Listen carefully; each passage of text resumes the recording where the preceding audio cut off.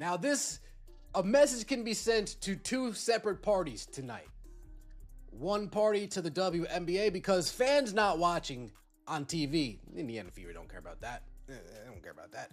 The WNBA cares about that. Because if fans aren't watching on TV, the broadcast networks cares about that. And if the broadcast networks care, if they care, well, when it's time to renegotiate the new media deal, they're not going to be so willing to fork up money for these WNBA games. So if people don't watch tonight, that's going to hit the WNBA's pockets. Now, if people don't show up to the game, if tickets aren't being sold... Thousands of blue dots on a screen, that was the only thing management could see as the clock ticked toward tip-off. The Indiana Fever just realized they pushed their luck too far, and the fans finally decided to push back. It wasn't just a quiet night at the arena, it was a total ghost town. Caitlin Clark was officially out, and with her went the entire economy of the building. The message from the fans was loud, clear, and absolutely devastating for the front office. They thought people were there for the jersey, but they were only there for the girl. This is the moment the WNBA found out exactly what happens when you mess with the Golden Goose. To announce Caitlin Clark's injury. They had to bleed the fans dry as long as they possibly could until the injury report was due. Bam! 5 o'clock p.m. Injury report's due. Caitlin Clark's out. My question is, because I said this yesterday, people aren't watching these interviews. They're going to check the official account. They're going to wait for the official announcement from the team. My question is, how many people from 10 o'clock in the morning yesterday, when Stephanie White made that announcement during the interview, up until 5 o'clock p.m. in that 7-hour span, how many people bought tickets thinking Caitlin Clark? The whole scandal started with a 5 o'clock injury report that felt like a total betrayal. Fans had been waiting all day, refreshing their feeds and holding their breath. Rumors had been swirling since 10 o'clock in the morning, when Stephanie White dropped a massive hint during an interview, but the team stayed silent. They let the ticket sales roll in for 7 straight hours while knowing their star wasn't going to step foot on the court. It was a calculated move to bleed the fans dry before delivering the crushing news. By the time the official word finally came out, the damage was already done, and the fire was lit across social media. This will be the lowest rated game in the CC era. We're not going to watch in protest of you not protecting her throughout her 3 years. Not my video. Shout out to ESP Ben. Boycott the game. Don't attend the game. Don't watch it on TV. The Fever front office and coach do not support Caitlin Clark. Do not support the Fever. Fans, don't show up. Caitlin is hurt because of this organization. They're complicit. Let them go back to the days of having 4,000 fans show up for their games. Wow. Thank you, WNBA, for taking The backlash was instantaneous and unlike anything the league has ever seen before. Social media exploded with fans announcing their own personal injury reports and protest. They weren't just disappointed, they were furious at the total lack of transparency from the organization. People who had spent hard-earned money on travel, hotels, and tickets felt like they had been scammed by a front office that cares more about parking revenue than player health. This wasn't just about a missed game anymore. It was about a total breach of trust between a brand new fan base and a franchise that seems stuck in the past. I am out too. Tell management and owners they can F off. They have blood on their hands. Sorry to the rest of the girls, but I just can't. Boycott. Whoa. Boycott Indiana Fever until they trade Caitlin Clark or fire Stephanie White. I'm out too. I don't think I'll watch tomorrow. Folks, I'm seeing a lot of these names. These are avid fans. People that watch consistently saying I'm out. Then you have this post by the Indiana Fever. Calling all Gamecocks. Secure your exclusive Fever South Carolina hat by purchasing a ticket for our matchup. You only have to look at the ticket maps to see the undeniable truth of the situation. Thousands of seats were sitting there, unbought and unwanted, as the game approached. The sea of blue on the seating chart told a story that the Fever management desperately tried to ignore until it was too late.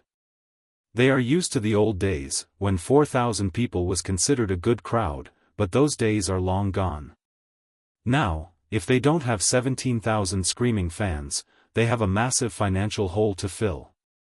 The arena was looking dangerously empty, and the secondary market was crashing faster than anyone predicted. Wow. Nobody is going to wear that dumbass hat because the stadium will be damn near empty without Clark. Not watching that boring 1980s basketball. Oh man, WNBA fans should boycott. You guys are in for a rude awakening tomorrow when nobody shows up. Man, I am interested to see how many people won't be in the building. I'm interested to see what these ratings will or will not look like. Because if we don't get ratings, yeah. If they hold on to these ratings and they don't release them to the public. That is exactly what it cost to get in the door just hours before the game started for a team that was the hottest ticket in all of professional sports just a month ago. A $15 fire sale is an absolute embarrassment. It is a sign that the Caitlin Clark effect works both ways. When she plays, the entire world watches. When she is sidelined by a management team that fans believe failed to protect her, the world turns the channel. This wasn't just a boycott of one single game. It was a massive statement against the entire organization's philosophy and their treatment of their star. Things like mow my lawn. Wow.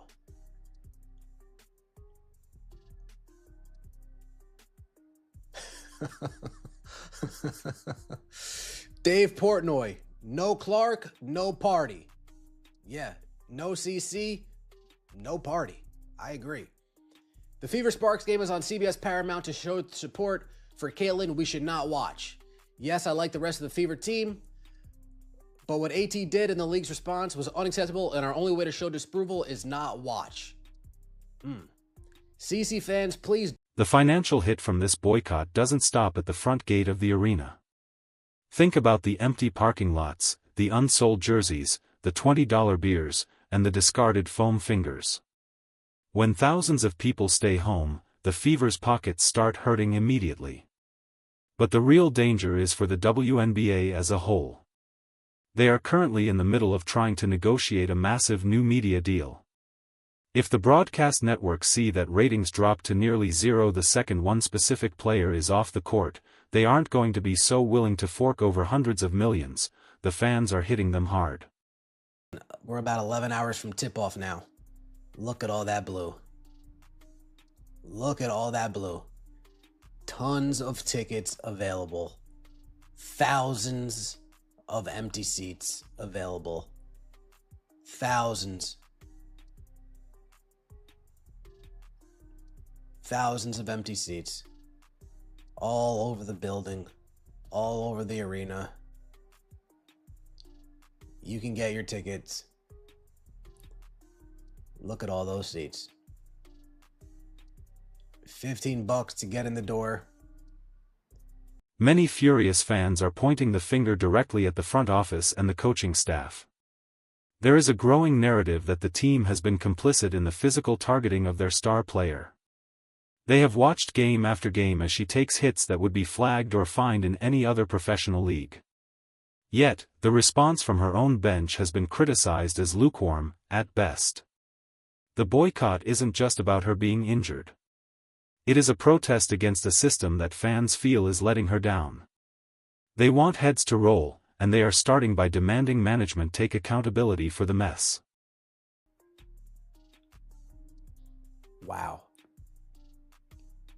I don't watch the Fever, I watch Caitlin Clark, period. Boycott the Indiana Fever, boycott the WNBA. Not watching now. Whoa. Let me know your thoughts in the comments section below. Like the video, hype the video, and subscribe to the channel. Are you watching today? Are you watching tonight? Are you heading to the game? Did you cancel your plans? You're not heading to the game anymore? Did you change your plans? I'm not watching anymore. I'm going to go out to dinner. I'm going to go see a movie. I'm going to go hang out with my family. I'm going to go barbecue. I'm going to go get ice cream. One fan put it bluntly by saying they would rather stay home and mow their lawn than watch what they called boring 1980s basketball without Clark on the floor. It sounds harsh, but it is the reality of the new WNBA landscape that the league has to face. A huge portion of this new audience didn't grow up watching the Fever. They grew up watching Caitlin. They have no deep-rooted loyalty to the franchise or the league's history. If the product they want isn't on the floor, they have plenty of other things to do. The league is realizing they can no longer take this massive new wave of attention for granted. The timing of that injury announcement is what really pushed the most loyal fans over the edge. Waiting until the absolute last minute to file the official report felt like a cheap trick to keep the gate numbers up as high as possible. How many people bought tickets at noon, thinking they were going to see history? How many families packed into their cars for a 3-hour drive, only to find out their hero was ruled out while they were halfway there? That kind of management creates enemies out of fans. And those fans are now swearing they will not spend another single dime on the franchise until things change. Even massive media personalities like Dave Portnoy jumped into the fray, echoing the sentiment of, "No Clark, no party." When you have major voices telling their millions of followers to tune out and turn off the TV, you have a PR nightmare on your hands. This isn't just a small group of trolls on the internet anymore. It is a massive, coordinated effort to show the league who really holds the power. The fans know they are the ones paying the bills, and they are finally starting to use that leverage to demand better treatment for the players they actually care about. The party is officially over, for now. The Fever tried to pivot the conversation by offering a special promotion for South Carolina fans, but it went over like a lead balloon. Posting about exclusive hats and calling all Gamecocks while your franchise star is sidelined and your fan base is revolting was a completely tone-deaf move. It showed a complete lack of awareness regarding the temperature of the room. The comments section was an absolute bloodbath, with fans telling the team to keep their hats and keep their empty arena. It was a marketing fail for the ages that only served to fuel the boycott further as game time approached. That we are seeing the Indiana Fever get dangerously close to needing those dreaded tarps again. You know the ones. I mean, the giant sheets of plastic they used to cover up the entire upper deck because they simply could not sell the seats. For a few glorious weeks, it looked like those days were gone forever.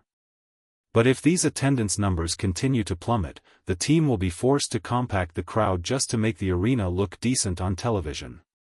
It is a massive step backward for a team that was supposed to be the new face of professional basketball. The ghost of the old WNBA is starting to haunt them. The anger isn't just directed at the Fever. It is a message to the entire WNBA. Fans are tired of the "welcome to the league" narrative being used as an excuse for what they see as poor officiating and a lack of star protection. They feel that the league is trying to dim the shine of their biggest star to protect the egos of the veteran players. By boycotting the games and tanking the television ratings, they are trying to force the league's hand. They want a product that values its stars and rewards the fans who are actually showing up with their wallets open. They are tired of the same old excuses. The injury reports being filed by fans on social media were almost poetic in their delivery. One after another, people posted that they were officially out for the Saturday night game. Some said they were doubtful due to a sudden urge to go to the movies instead. Others were listed as questionable until they saw the starting lineup. It was a hilarious but pointed way to show the league that the audience is just as mobile as the players. If the star isn't there, the audience isn't there either. It is a simple mathematical equation that the front office is currently struggling to solve or understand. There is a very real fear that this situation could have a long-term impact on the team's growth. Winning over a new fan is incredibly hard, but winning back a scorned fan is almost impossible. Many of these people were watching women's professional basketball for the first time in their lives. If their first experience is feeling cheated by an injury report and watching a game they find uninteresting, they will not be coming back next season. The Fever might have traded their entire long-term future for a few extra ticket sales on a Friday afternoon.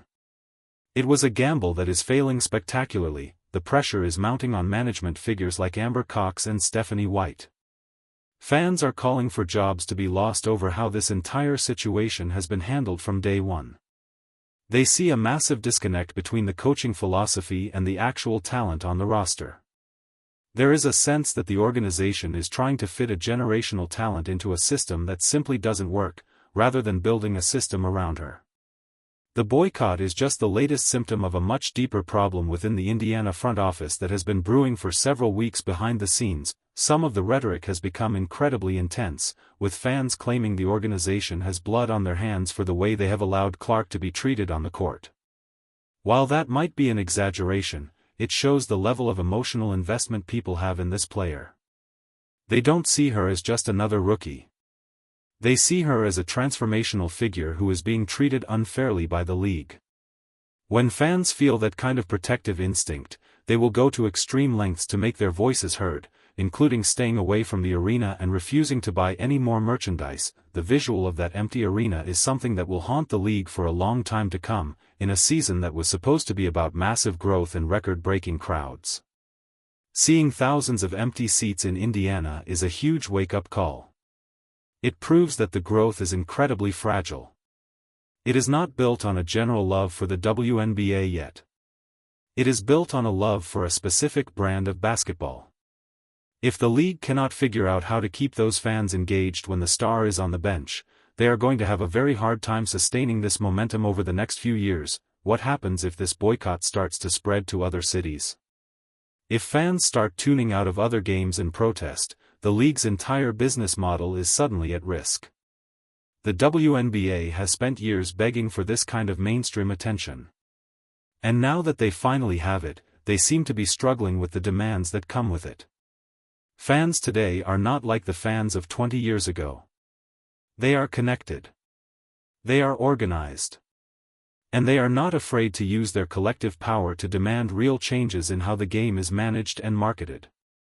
The league is playing a very dangerous game. The silence from the Fever organization since the boycott began has been absolutely deafening. No apologies, no explanations, just more promotional posts that get ratioed into oblivion the second they are posted. It is like they are simply waiting for the storm to pass. But the storm is only getting stronger with each passing hour.